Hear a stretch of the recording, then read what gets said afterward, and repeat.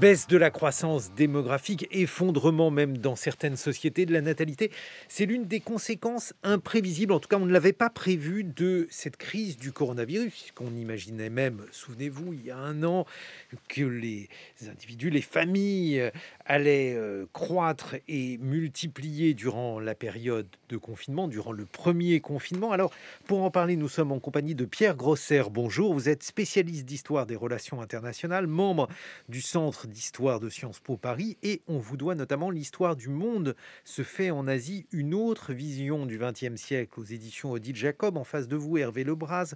Bonjour, vous êtes historien et démographe, directeur d'études à l'EHESS et directeur de recherche émérite à l'INED. Hervé Lebras, je ne vais pas vous demander si les prévisions en matière démographique sont aisées à faire, mais comme je l'ai rappelé il y a quelques instants, on pensait vraiment que le confinement allait être une période propice aux naissances. 9 mois après, qu'en a-t-il été véritablement? Qu'avez-vous constaté? C'est pas moi qui l'ai constaté, c'est l'INSEE pour la France. Et puis, beaucoup d'organismes statistiques, c'est qu'au contraire, il y a eu une baisse de la natalité 9 mois après le début de la crise. Ce qui est étonnant, c'est qu'on ait pensé qu'il n'y aurait pas cette baisse. Là, j'ai sous les yeux un graphique mois par mois de ce qui s'est passé dans le cas de 10 crises importantes. Le SARS, la grippe espagnole au Danemark, en Suisse, Ebola, l'ouragan Maria, et ainsi de suite. Dans tous les cas, il y a eu une baisse. Mais il faut bien voir que cette baisse est temporaire et qu'elle est suivie, une fois que la crise est passée, 9 mois après la fin de la crise, par ce que les démographes appellent, le terme n'est pas terrible, appellent une récupération. Et donc, globalement, ça laisse en général peu de traces. On peut avoir des cas où ça laisse plus de traces, mais dans l'ensemble, le schéma est bien connu. Et c'était un schéma qu'on connaissait déjà sous l'Ancien Régime. La baisse au moment de la crise, enfin 9 mois après la crise, et puis la reprise ensuite. Donc ce qui est un peu curieux, c'est que on est fantasmé, mais ça arrive souvent l'idée que les hommes sont abandonnés à eux-mêmes au moment de la crise, qu'ils vont se mettre à forniquer classique. On l'avait dit pour la grande panne d'électricité de New York. Et alors? Et 9 mois après la panne. Un démographe, Jean Bourgeois-Pichat, avait regardé les chiffres d'accouchement dans les cliniques de New York 9 mois après jour, et au contraire, il y avait là aussi une légère baisse, c'est-à-dire qu'en cas de crise, au fond, on est un peu trop perturbé souvent pour badiner. Mais alors, au-delà donc de cette panne de courant à New York, parce que malgré tout, dans les savoirs classiques en démographie, on explique que lors de certaines grandes crises publiques, il y a un repli sur la sphère privée. Hervé Lebras, alors le cas classique, c'est l'état de siège en Pologne, je crois. Oui. Oui, alors ça, c'est... mais resituer l'état de siège. Oui, c'est le général ou maréchal Jaruzelski a décrété l'état de siège. Et effectivement, dans les 9 mois l'année qui a suivi, la natalité a rebondi en Pologne. Et effectivement, on l'a expliqué... Alors que les Polonais n'étaient pas particulièrement heureux à cette époque-là. Non, mais on l'a expliqué par effectivement un repli sur la vie privée. Donc, on aurait pu penser que si le confinement avait duré plus longtemps, effectivement, ce serait produit un tel repli. Et puis l'autre exemple que vous nous avez enseigné, maître, c'est tout simplement celui du repli sur la sphère privée en France, non pas après-guerre, après la Seconde Guerre mondiale, mais pendant la guerre. Oui, aussi. Mais là aussi suivi d'une récupération. En revanche... Non, il y a eu un baby-boom pendant la Seconde Guerre mondiale. Le baby-boom a commencé, si vous voulez, en 1938 en France. Et puis, il est quand même interrompu pendant la Seconde Guerre mondiale. Et puis, il reprend. Mais on voit bien qu'à part cette cassure, on voit bien que le baby-boom s'était enclenché, au fond, et vous avez raison, dans la pire des situations, c'est-à-dire à peu près au moment de Munich. Et donc, un moment où on pourrait penser qu'il y avait peu d'espoir internationalement.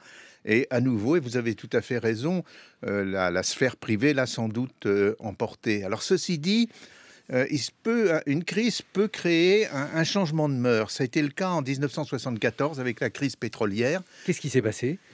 Eh bien, brutalement, la fécondité s'est non pas effondrée, mais enfin a beaucoup diminué.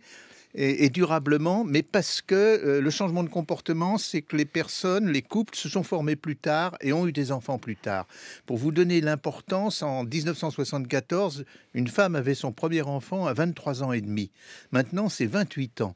Donc, pendant tout le temps où il y a eu un retard, il y a eu forcément moins de naissances. Et le même phénomène est sans doute en train de se produire aux États-Unis, après la crise de 2008. Elle n'a eu aucun effet sur la natalité dans les autres pays, en Europe par exemple, mais on voit aux États-Unis, la fécondité était encore élevée en 2008. C'était de 2,15 enfants par femme, et s'est mise à décliner assez rapidement, et elle est maintenant autour de 1,75.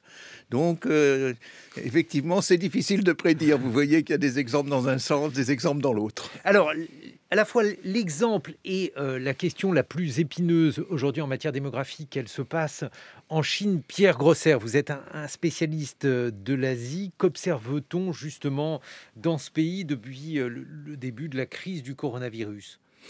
Alors déjà, je pense qu'il faut replacer dans un contexte asiatique plus large, c'est-à-dire que la fécondité en Asie orientale a diminué très fortement. Alors, le Japon a été un des premiers pays à partir de la fin des années 40 à avoir une diminution importante de la fécondité. Et là, aujourd'hui, la Corée du Sud et le Japon sont les pays qui font le moins d'enfants au monde, notamment la Corée du Sud, qui est vraiment le recordman des recordmen. Donc, il y a vraiment un trend général.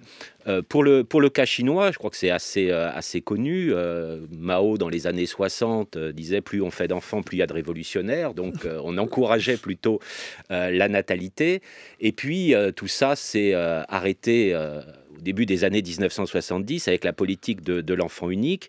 Mais ce n'est pas seulement l'action du gouvernement qui a transformé les choses. Il y a aussi évidemment la modernisation de la Chine, la mobilité de la population chinoise, etc. Et donc, on a un trend de déclin de la fécondité chinoise qui est finalement relativement similaire à ce que l'on voit dans l'Asie de l'Est développée. Donc la crise, je crois, et c'est valable pour la plupart des grands enjeux internationaux, la crise ne fait qu'accélérer, ou en tout cas marquer encore plus des trends qui existaient auparavant. Mais alors justement, lorsque l'on observe la question chinoise, parce que la Chine, vous l'évoquiez, sous Mao, considérait que sa capacité à croître et à multiplier était un signe de sa vigueur et de son pouvoir révolutionnaire.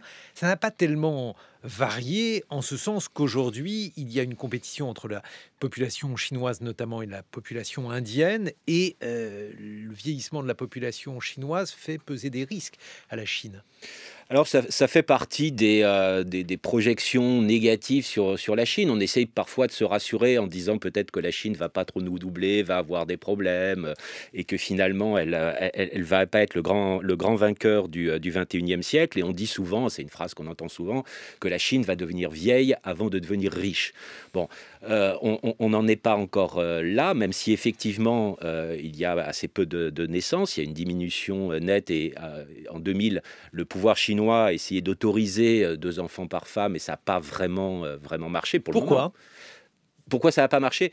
Parce que c'est pas le gouvernement qui décide. Oui, bien sûr, mais pourquoi les Chinois, Dieu merci, mais pourquoi les Chinois demeurent-ils sur le modèle de l'enfant unique, alors que pendant très longtemps, on nous a expliqué que c'était précisément compliqué, qu'il fallait utiliser des mesures coercitives pour avoir une régulation des naissances de ce type en Chine ?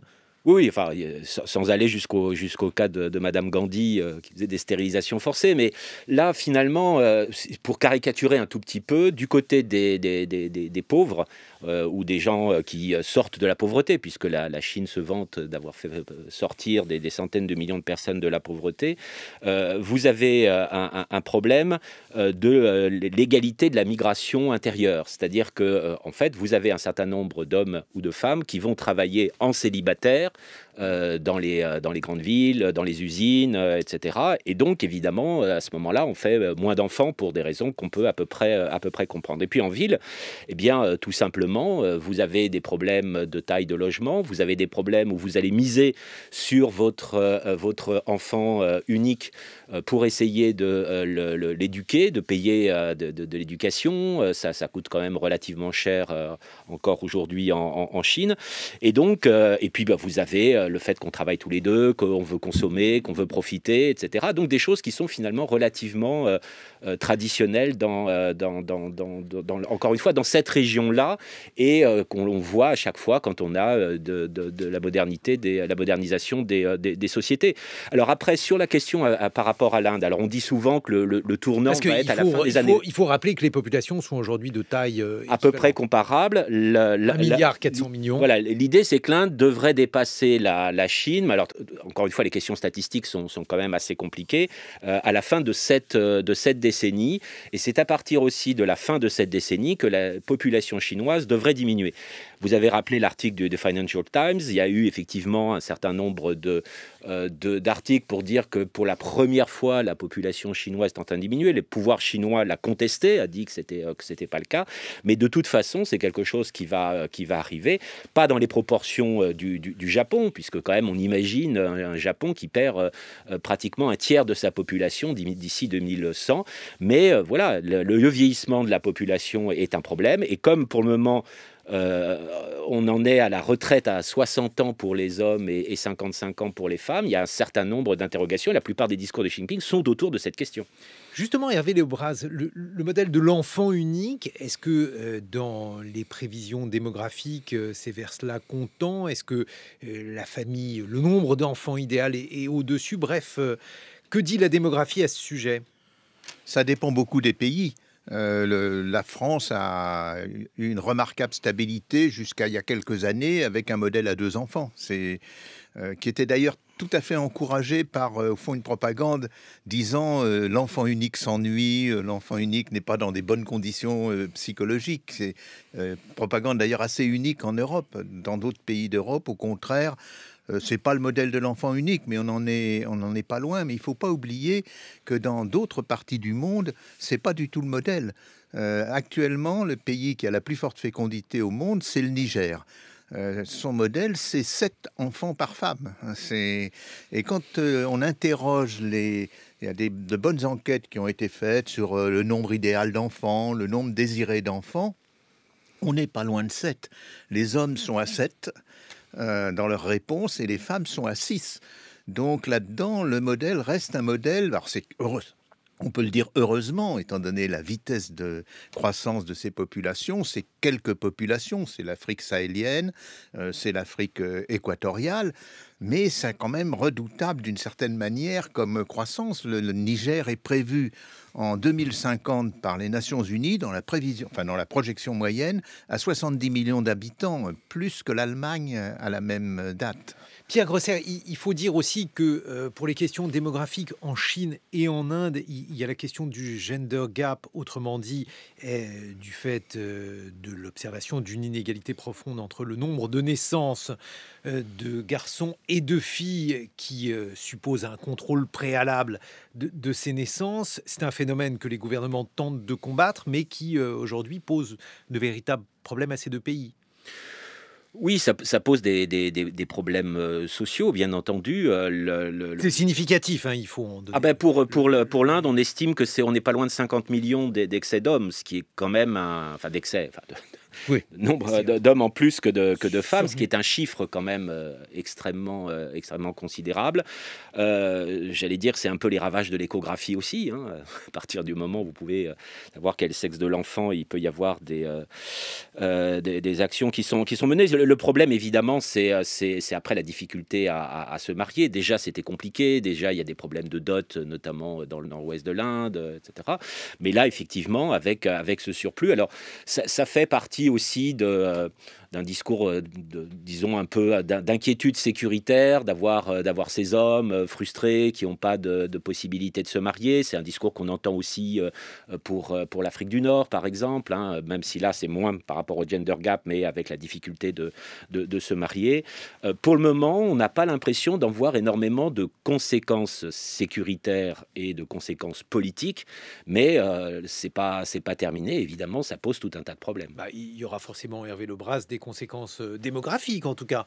Oui et non, parce que les hommes et les femmes ne se marient pas au même âge.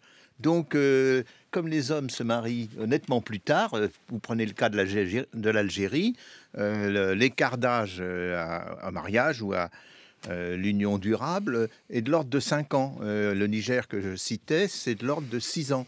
Donc, vous avez, du fait de ces 5 ans de décalage ou de ces 6 ans de décalage, les effectifs en présence ne sont pas les mêmes. Et ça s'est produit pendant la guerre de 14, puisqu'il y a eu au moins 5 générations qui ont été fauchées. Près du quart des hommes sont morts durant la guerre. Et donc, on a craint justement une crise du mariage.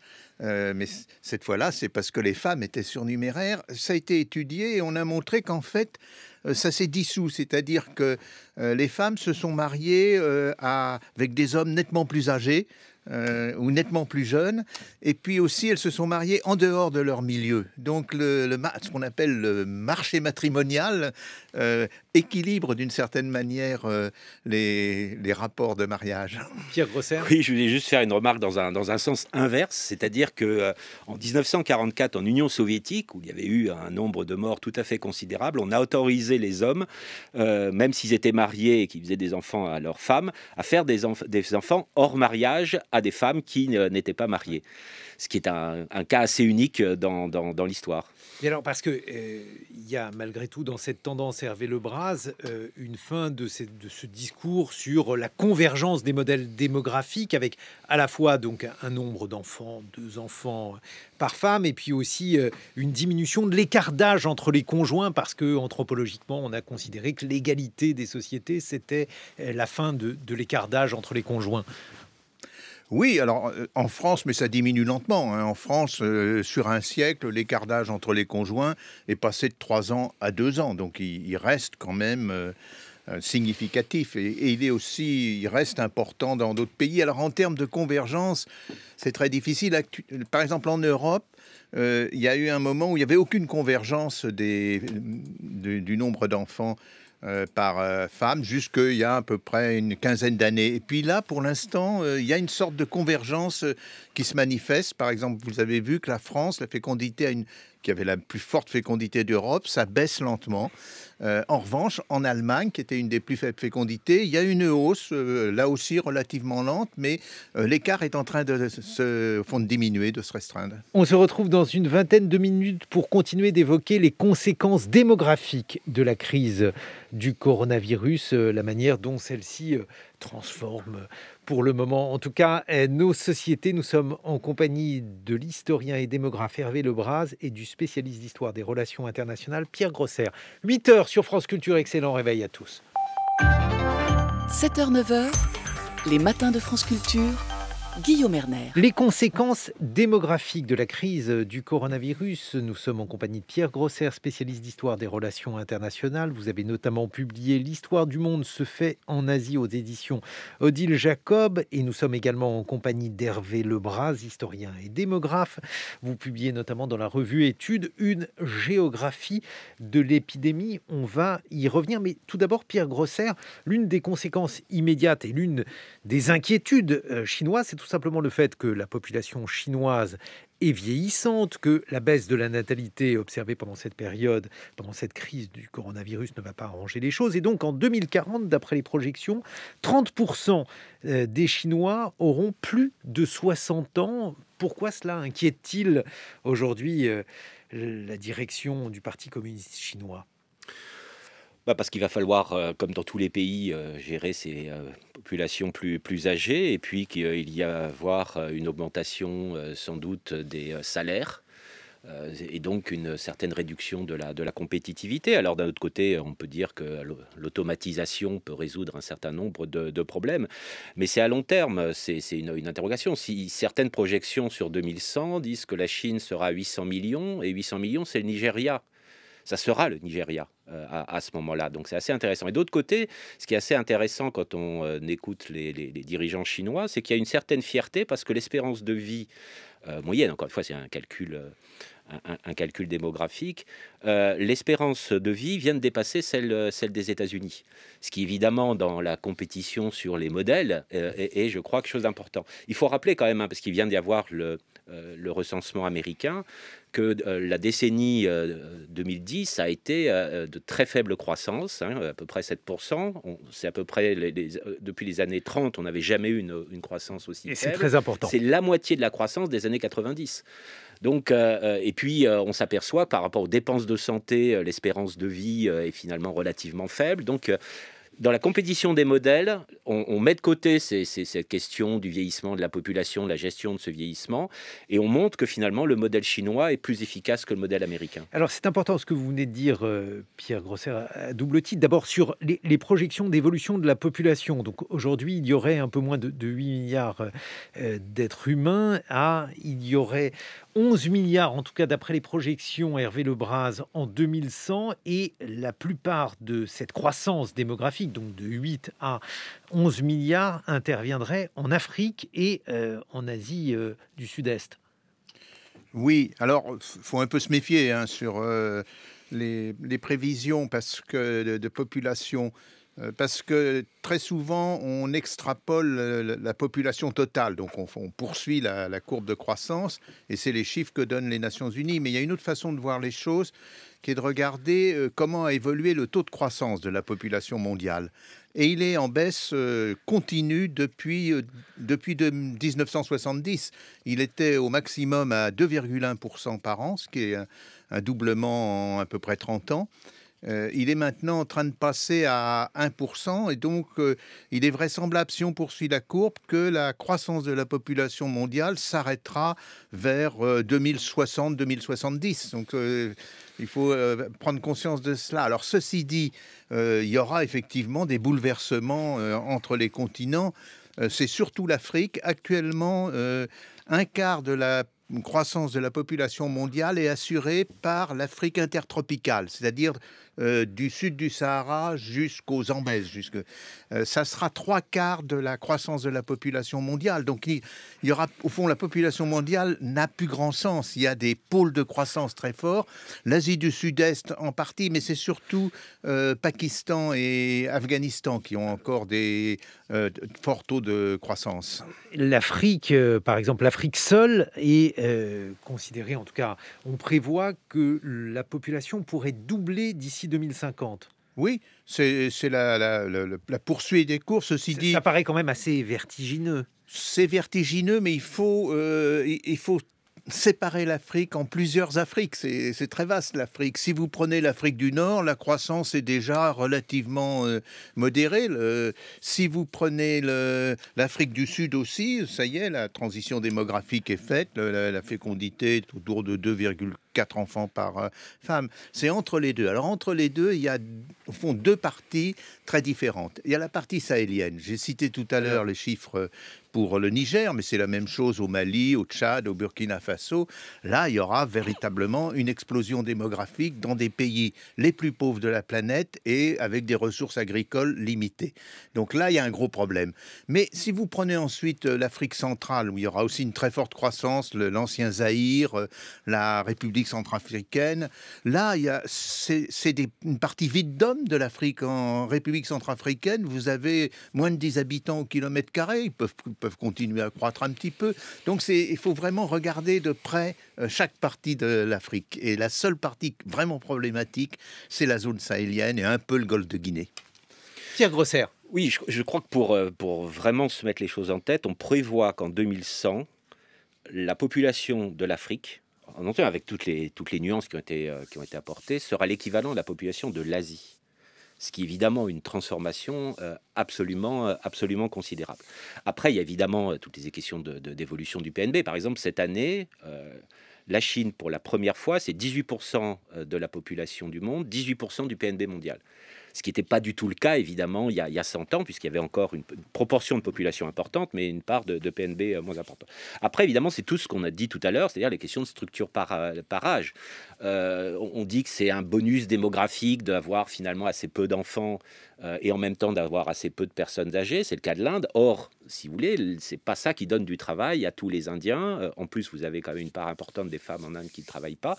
Donc, parler de bonus démographique des moments parce que vous avez, disons, les classes qui travaillent, qui sont plus nombreuses que les classes d'âge qui sont à la retraite ou qui sont enfants, c'est des questions qui sont très, très compliquées. Mais le fait que la population indienne puisse dépasser la population chinoise, puisque c'est de cela dont il est question aujourd'hui, cela représenterait une blessure narcissique et pas seulement pour la Chine, Pierre Grosser. Non, je pense pas. Enfin, je veux dire, ce que regardent les Chinois, c'est que le PNB chinois est 5 fois celui de la Chine et 5 fois celui de l'Inde. Je pense que c'est ça qui est regardé, pas l'évolution de la population. Je veux dire, on sait très bien que ce qui est important pour la projection géopolitique, c'est l'image du pays, c'est le dynamisme du pays, c'est ses exportations, c'est sa modernité, etc. Donc oui, il y a une interrogation depuis une dizaine d'années de savoir si un jour l'Inde, parce que c'est une démocratie, ou en tout cas ça l'a été, parce qu'aujourd'hui c'est plus compliqué, aurait des atouts supérieurs à la Chine. C'est ce qu'on a entendu il y a quelques années. Je ne suis pas du tout sûr que dans la compétition, ce qui est d'ailleurs, on pourrait rappeler que cette compétition en Chine, on en parlait déjà dans les années 50-60 avec des modèles de développement qui étaient assez différents. Donc oui, on se regarde de cette manière-là, mais je pense que les Chinois pour le moment ont un certain mépris pour l'Inde. Et d'ailleurs en ce moment, vous avez des caricatures pour se moquer de ce qui se passe en Inde avec le coronavirus. Et évidemment, on n'aime pas beaucoup ça en Inde. Hervé Lebras, la démographie, dans mes souvenirs, c'était à la fois les naissances et la mortalité. Dans quelle mesure la crise du coronavirus, la pandémie, influe sur la mortalité à l'échelle mondiale? Qu'est-ce que vous avez observé? Oui, on a le mot épidémie étant un mot dramatique, on a pensé que ça influerait beaucoup sur la croissance démographique et puis sur la structure par âge. En fait, ça sera assez modeste parce que c'est pas une maladie qui tue énormément. Il faut voir que les estimations sont entre 0,5 et 1,5% de décès pour les personnes atteintes, ce qui est très peu. Ebola, c'est 50%. La variole au XVIIe et XVIIIe siècle, c'était 15%. Donc, ça aura assez peu d'effet sur la croissance. Et sur la pyramide d'âge, ça n'aura pratiquement aucun effet pour une raison assez simple, c'est que, et c'est d'ailleurs une curiosité, les risques de décès par âge du Covid sont pratiquement les risques habituels de décès par âge. Et autrement dit, habituellement, vous avez à peu près 80% des personnes, des décès qui sont au-dessus de 60 ans. Avec le Covid, c'est la même chose. Et quand on est un peu plus précis, on regarde les risques de mortalité âge par âge de la population habituellement, en dehors du Covid, et de la population et du Covid, c'est pratiquement la même courbe. Et ceci, il y a des variations selon les pays, mais autrement dit, ça impactera de la même manière toutes les classes d'âge. Donc il n'y aura pas de trace. La seule trace qui restera sur la pyramide des âges, c'est une petite encoche pour les naissances dont on a parlé tout à l'heure, mais ça sera une petite encoche comparée à celles qu'ont causé les guerres. Mais alors, les morts, parce qu'on évoque par exemple un bilan de 100 000 morts du coronavirus en France uniquement, est-ce que ça va se voir? Donc vous dites que ça ne se verra pas sur la pyramide des âges, il n'y aura pas d'incidence. Ce sont malgré tout, en période normale, les épidémies de grippe, même très meurtrières, ne font pas autant de morts, Hervé Lebras. Oui, mais pour que ça se voit sur la pyramide des âges, il faudrait que ça impacte une classe d'âge particulière. Donc c'est ce que je vous disais, comme ça impacte les classes d'âge à la manière habituelle, ça ne se verra pas. La guerre de 14 se voyait sur la pyramide des âges, parce que non seulement il y avait eu les décès d'hommes pendant la guerre, mais aussi parce qu'il y avait eu beaucoup moins de naissances pendant la guerre. Donc la seule trace qui restera, comme je vous le disais, c'est un tout petit encoche, un peu moins de ce qu'on a évoqué, un peu moins de naissances, mais en termes de mortalité, on verra pratiquement rien. Il faut aussi relativiser. L'INSEE a montré que ça aura entraîné une perte d'espérance de vie d'une demi-année. Alors c'est plus, bien sûr, que ce qu'on a connu auparavant, mais c'est quand même très faible. On a gagné 20 ans d'espérance de vie entre 1945 et maintenant. Aux États-Unis, c'est un peu plus fort. On pense qu'il y aura un recul de l'espérance de vie de une année, mais c'est assez faible et ça touchera à peu près toutes les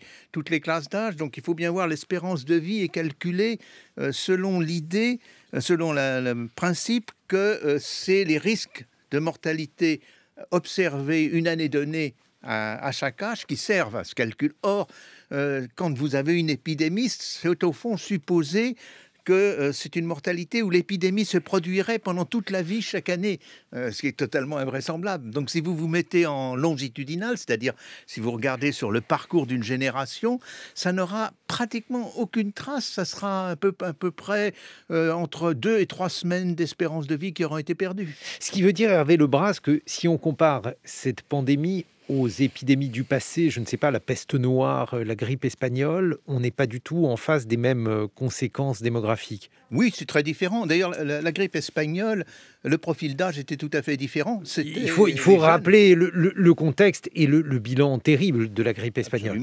Absolument. Puisque c'est juste à la sortie de la guerre, alors ça a été moins aperçu. Sortie de la Première Guerre. La Première Guerre mondiale, ça a été moins visible justement à cause de cette sortie de guerre et aussi des décès causés par la guerre, mais ça a été extraordinairement important et surtout, ça a touché les classes d'âge jeunes. Plus de 50 millions de morts. Mais pratiquement concentrés entre 15 et 55 ans. Et c'était la même chose d'ailleurs pour la peste. Pour la variole, c'était les enfants qui mouraient. Donc là, il y a un cas assez particulier avec cette épidémie, qui est d'ailleurs proche des épidémies de grippe habituelles. Mais lorsqu'on évoque la peste noire de 1348, on considère qu'elle est déterminante dans l'arrêt de la croissance de l'Occident, à une époque où les médiévistes parlaient de monde plein. C'est la fin de ce monde plein. Et là, Hervé Lebras, on est dans une configuration évidemment très différente. Oui, mais il faut bien voir que c'est difficile de compter, mais selon les régions en Europe, et pas simplement en Europe, en Chine aussi, la peste noire, en 1 an et demi, a causé la mort entre 1/4 et 1/3 de la population. 1/4 et 1/4 de la population française, ça serait 15 millions. C'est ces 15 millions qu'il faut comparer aux 100 000 décès, et en plus de ça, répartis sur 2 ans, de l'épidémie actuelle. Pierre Grosser, est-ce que justement, dans la partie du monde que vous observez, et notamment la Chine, est-ce que l'on peut considérer qu'il y aura peu de conséquences, voire une absence de conséquences démographiques de cette pandémie ? Je crois quand même que l'interrogation, c'est de savoir combien de temps va durer cette pandémie, s'il va y avoir des variants, quel type de variants, si les vaccins vont résister aux variants. Donc je crois que c'est très difficile aussi de tirer le bilan démographique en termes de morts dès maintenant, quand on voit le rebond que l'on voit en Inde aujourd'hui, quand on voit ce qui se passe en Amérique latine, qui aujourd'hui est quand même beaucoup touchée.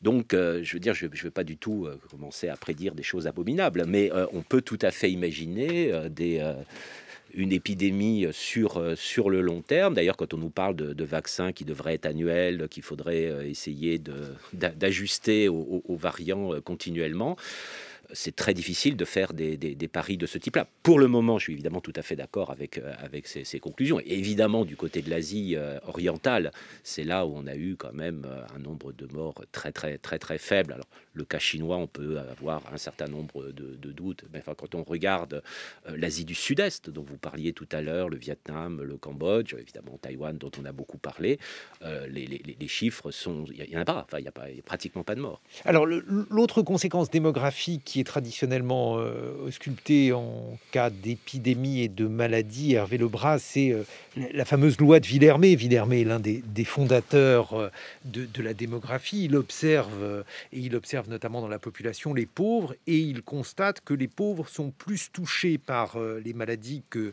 les riches. Qu'est-ce qu'on observe aujourd'hui? Parce que là, ce qui est important, c'est que cette épidémie contaminant et se diffusant donc par contamination, elle est censée toucher plus, par exemple, les individus qui vivent dans des logements surpeuplés. Alors, bien évidemment, les enquêtes qui ont été menées dans plusieurs pays particulièrement en France, Angleterre, États-Unis, montrent que c'est les classes de la population les plus pauvres qui sont le plus touchées, notamment aux États-Unis avec leur classification raciale, c'est les Noirs et les Mexicains qui sont 2 à 3 fois plus touchés en termes de mortalité. En France, les immigrés seraient 2 fois plus touchés que les non-immigrés, comme dit l'INSEE.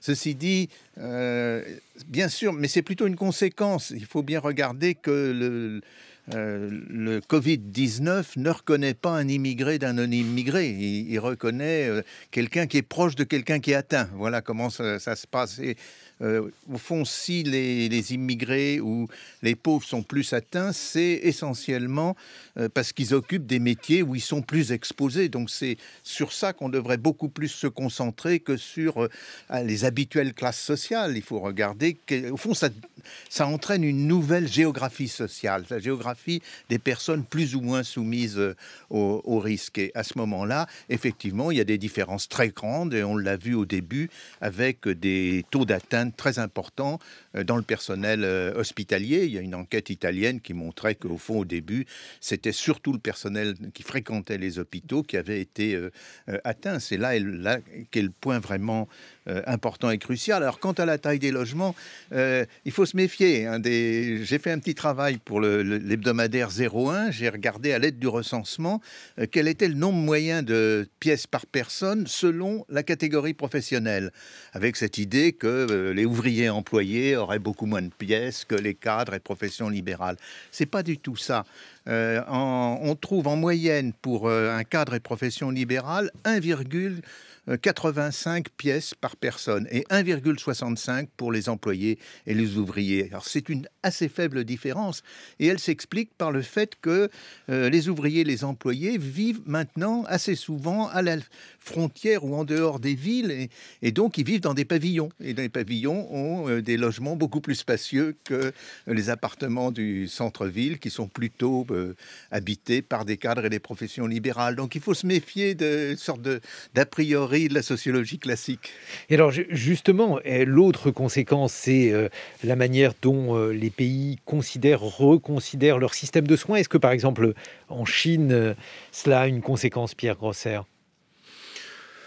Je veux dire, il faut bien voir que ça a été dit à plusieurs reprises que déjà il y avait eu beaucoup d'alertes entre guillemets épidémiologiques dans la région. Donc d'une certaine façon, il y avait une certaine habitude par rapport à ce type d'épidémie dans un certain nombre de pays asiatiques. On prend souvent l'exemple du Japon. Porter un masque est quelque chose d'assez naturel, et même on en a conscience en France quand on voit un certain nombre de touristes asiatiques avec des masques à Paris. Enfin, on voyait, puisque maintenant c'est devenu une espèce assez rare. Mais voilà, donc il y a aussi cette habitude, aussi des questions d'hygiène qui peuvent être compliquées. Et je crois que le problème, c'est de généraliser pour la Chine, c'est-à-dire que évidemment dans des provinces rurales, vous n'avez pas la même relation avec les questions de santé que vous l'avez à Pékin, où Pékin d'ailleurs la population a tendance à être plus âgée, où vous avez même une diminution de la population de Pékin. Et aujourd'hui, si vous voulez, un des problèmes importants de la Chine est à la limite moins cette question de l'épidémie que les questions de pollution. Et en Inde, d'ailleurs au nord, c'était à peu près la même chose. C'est-à-dire que des gens qui sont atteints par un certain nombre de pathologies liées à la pollution urbaine sont extrêmement nombreux. On pourrait prendre Séoul et d'autres villes. Donc, si vous voulez, c'est toujours la même chose. Hein. C'est une question de priorité, d'équilibre. Quelle est la priorité ? Et je pense que ces questions de pollution urbaine sont aujourd'hui, et c'est une des raisons pour lesquelles la Chine promet, je ne sais pas si elle va le faire, hein, de décarboner son économie dans un horizon certes très lointain.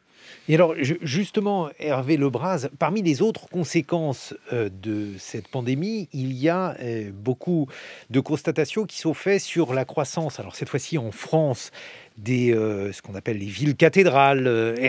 On a par exemple le cas à Évreux, à Chartres, à Reims, où il y aurait une augmentation du nombre de transactions et de recherche de logements. Est-ce que l'on peut imaginer qu'il y ait, avec le télétravail, avec aussi d'autres aspirations, une évolution de l'aménagement du territoire, ou en tout cas du peuplement du territoire ? Oui, ceci dit, comme d'ailleurs ça a été dit au début, là, la crise ne fera qu'accélérer un mouvement qui est en train, qui est un mouvement de déconcentration des villes et de repeuplement des zones rurales. Et de ce point de vue-là, la France est en retard sur ses voisins en Europe depuis maintenant une trentaine d'années. C'est les zones les plus urbaines qui perdent le plus d'habitants en Angleterre, en Allemagne, et c'est les zones rurales qui en gagnent le plus. En France, le mouvement a été amorcé, il risque de se poursuivre. Alors, est-ce que ça sera les villes moyennes dont on parle beaucoup?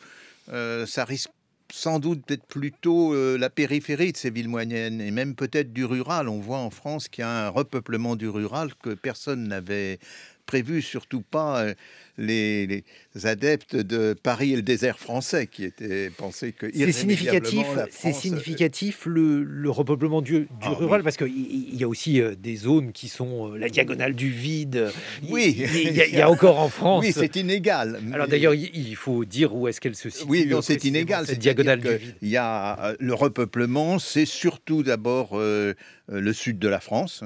C'est d'ailleurs les migrations internes sont le solde est négatif pour toute la nord-est de la France, de tout ce qui est au nord de Le Havre, Genève, est positif pour le sud. Donc Champagne-Ardenne, par exemple. Et puis, c'est les côtes aussi. Donc, ce qui continue à se dépeupler, c'est effectivement cette fameuse diagonale du vide.